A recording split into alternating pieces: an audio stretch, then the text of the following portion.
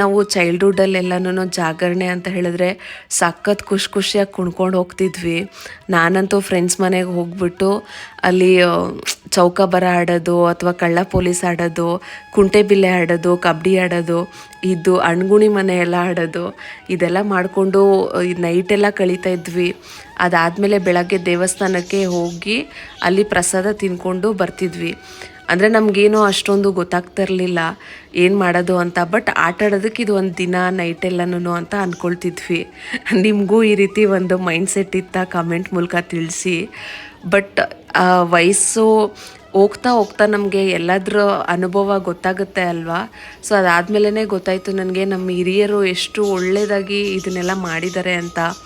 ಅಂದರೆ ಉಪವಾಸ ಮಾಡೋದು ತುಂಬಾ ಒಳ್ಳೆಯದು. ಯಾಕೆ ಅಂತ ಹೇಳಿದ್ರೆ ನಮಗೆ ಕಷ್ಟದ ಸಮಯ ಬಂದಾಗ, ನಮಗೆ ಊಟನೇ ಇಲ್ಲ ಅನ್ನೋ ಪರಿಸ್ಥಿತಿ ಬಂದಾಗ್ಲೂ ನಾವು ಅದನ್ನೆಲ್ಲ ಮೆಟ್ಟಿ ನಿಲ್ಲೋ ಅಂಥ ಧೈರ್ಯ ನಮಗೆ ಉಪವಾಸ ಕೊಡುತ್ತೆ.